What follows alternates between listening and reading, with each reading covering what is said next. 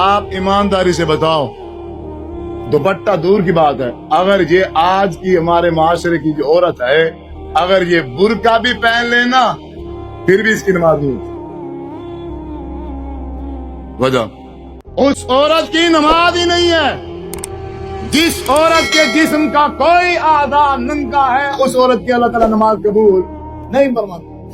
آپ صلی اللہ علیہ وسلم نے ارشاد فرمایا، جب عورت بالغ ہو جائے، جب تک اپنا سر سمیت پورا جسم اچھی طرح سے ڈھانپ نہ لے، اس وقت اللہ تعالیٰ اس کی نماز قبول نہیں فرماتا۔ آپ ایمانداری سے بتاؤ، دوپٹہ دور کی بات ہے، اگر یہ آج کی ہمارے معاشرے کی جو عورت ہے، اگر یہ برقع بھی پہن لینا پھر بھی اس کی نماز نہیں ہوتی۔ وجہ وہ برقع اتنا ٹائٹ ہے، وہ برقع اتنا ٹائٹ ہے کہ اس عورت کا ہر اعضاء بالکل واضح نظر آتا ہے۔ حضور صلی اللہ علیہ وسلم نے آج سے 1450 سال پہلے ارشاد فرمایا تھا، ایک وقت آئے گا میری امت میں، عورتیں آئیں گی، کاسیات ہوں گی، کپڑے پہنے ہوئے ہوں گے، کپڑے پہننے کے باوجود بھی وہ ننگی ہوں گی، لباس پہننے کے باوجود ننگیاں ہیں عورتیں۔ یہ جو ہمارے ہاں پردہ ہوتا ہے، یہ پردہ تھوڑی ہوتا ہے، یہ پردہ نہیں ہوتا، یہ فیشن ہے۔ ہماری عورتیں نقاب کرتی ہیں، نقاب، اور ہم سمجھتے ہیں یہ پردہ کر کے جا رہی ہے۔ 10-20 منٹ لگتے ہیں اسے شیشے کے سامنے کھڑے ہو کے نقاب کرتے ہوئے، وہ مکمل اپنی سیٹنگ دیکھتی ہے، اب میں کیسے لگ رہی ہوں، یہ دوپٹہ مجھے جچے گا یا نہیں جچے گا، باہر نکلوں گی خوبصورت لگوں گی یا نہیں لگوں گی، یہ تو حال ہے۔ یہ مسلمان عورتیں کہاں ہے اسلام؟ شیطان نے سب سے پہلا کام یہی کیا، لباس اتروا دیا، عورتوں کو ننگا کر دیا۔ آپ نے ارشاد فرمایا، کپڑے پہننے کے باوجود ننگیاں ہوں گی کل قیامت کے دن۔ اللہ اکبر، اللہ تبارک و تعالیٰ ایسی عورتوں کو جنت میں داخل کرنا تو دور کی بات ہے، جنت کی خوشبو بھی نہیں سونگنے دے گا۔ اللہ تبارک و تعالیٰ نے اس لیے فرمایا اپنے نبی سے، یا ایھا النبی قل لازواجک وبناتک ونساء المؤمنین یدنین علیہن من جلابیبہن ذالک ادنی ان یعرفن۔ اپنی بیٹیوں سے، اپنی بیویوں سے، اپنی امت کی عورتوں سے آپ کہہ دیجئے، جب یہ گھر سے باہر نکلے تو بڑی چادریں اس طرح سے اپنے اوپر ڈالے، ولا یعرفن، کوئی بندہ انہیں پہچان۔ اب ایسے ہوتا ہے پردہ؟ صحابیات کیسے پردہ کرتی تھی؟ ایک بڑی جلباب ہوتی تھی، چادر ہوتی تھی بہت بڑی، جس سے وہ اپنے پورے جسم کو ڈھک کے اس کا جو ایک پلو ہے وہ اپنے آگے سے ایسے لٹکا دیتی، ایک آنکھ بند ہے اور صرف ایک آنکھ اوپن رکھتی راستہ دیکھنے کے لیے، اور نیچے لمبی اتنی ہوتی تھی کہ وہ چادر زمین پہ لگتی، پیچھے سے گھسڑ کر آتی تھی۔ ایک صحابیہ نے آ کے اللہ کے رسول صلی اللہ علیہ وسلم سے مسئلہ پوچھا، یا رسول اللہ صلی اللہ علیہ وسلم، ہم نماز پڑھنے کے لیے آتی ہیں لیکن ہماری جو چادریں ہیں وہ اتنی بڑی ہوتی ہیں، وہ زمین پہ لگ لگ کے خراب ہو جاتی ہیں، کبھی گندگی کے اوپر سے گزرتی ہیں، کبھی کہاں سے گزرتی ہیں، تو کیا ہم ان کو دھوئیں یا اسی میں نماز ہو جائے گی؟ آپ صلی اللہ علیہ وسلم نے ارشاد فرمایا، دھونے کی ضرورت نہیں ہے، جب وہ گندگی پر لگتی ہے اس کے بعد وہ خشک مٹی پر بھی لگتی ہے تو صاف ہو جاتی ہے۔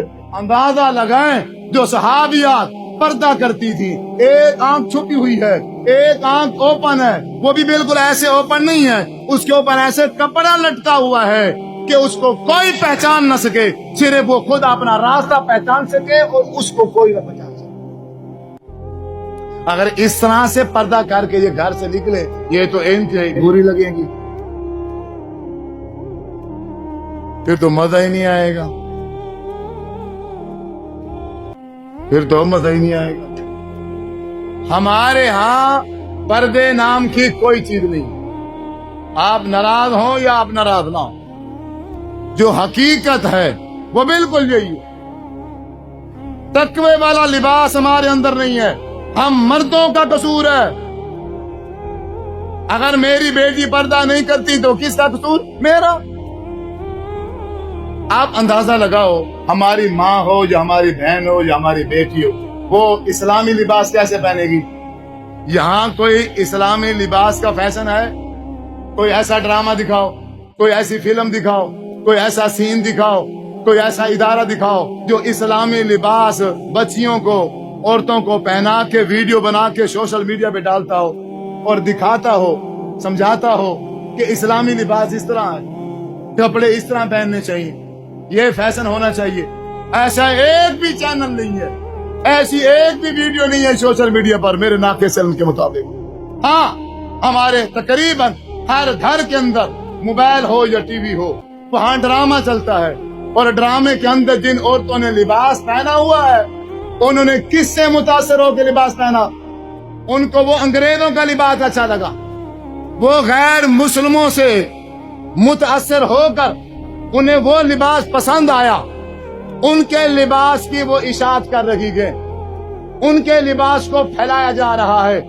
اب باپ بھی بیٹھا ہے، بھائی بھی بیٹھے ہیں، اور بیٹی بہنیں سارے مل کے موبائل پر یا ٹی وی پر وہ ڈرامہ دیکھا جا رہا ہے، اور جس طرح سے وہ ڈیزائن دیکھتی ہے کپڑوں کا بچی، جس طرح سے اس کا سٹائل دیکھتی ہے بچی، وہ اس کے ذہن میں وہ بات آ جاتی ہے۔ اور جو ہماری درزانیاں ہیں کپڑے سلائی کرنے والی، انہوں نے پہلے ہی سے وہ سیکھ لیا ہے، اب فوراً اس کو کپڑے دینے ہیں اور اسے جا کے بتانا کہ میرے کپڑے ایسے سلے۔ آپ صلی اللہ علیہ وسلم نے فرمایا من تشبہ بقوم فہو منہم، جو جس سے مشابہت رکھنے کی کوشش کرے گا وہ انہی میں سے ہے، وہ ہم میں سے نہیں ہے۔ کافروں کے لباس اچھے لگتے ہیں، غیر مسلم کے کپڑے پہننے کا جو انداز ہے، طریقہ ہے، وہ ہمیں پسند ہے، اور ہم لڑ جھگڑ رہے گئے کہ نہیں نہیں وہاں بھی بننا چاہیے، بریلوی بننا چاہیے، دیوبندی بننا چاہیے، فلاں بننا چاہیے۔ تم اگر بریلوی بن جاؤ، دیوبندی بن جاؤ، وہاں بھی بن جاؤ، پھر کون سا تم تیر مان لو؟ بہن تو تمہاری پردہ کرتی نہیں، ماں تمہاری بے پرد ہے، بیٹی تمہاری پردہ نہیں کرتی، اور اس کا ذمہ دار کون ہے؟ مرد ہے۔ اللہ کے رسول صلی اللہ علیہ وسلم نے ایسے انسان پہ لعنت فرمائی ہے جس کی نظر گھر میں نہیں ہے، جس کے ہاں پردے کا کوئی سسٹم نہیں ہے۔ عورت چھپانے کی چیز ہے، ظاہر کرنے کی چیز نہیں ہے۔ ہماری عورتوں کو یہ بات سمجھ نہیں آتی۔ ہم مسلمان ہیں، ہم اللہ کے رسول صلی اللہ علیہ وسلم کا کلمہ پڑھنے والے ہیں، ہم کوئی غیر مسلم اور ہندو نہیں ہے کہ ان کا لباس پہن کے اپنے آپ کو خوبصورت بنائیں۔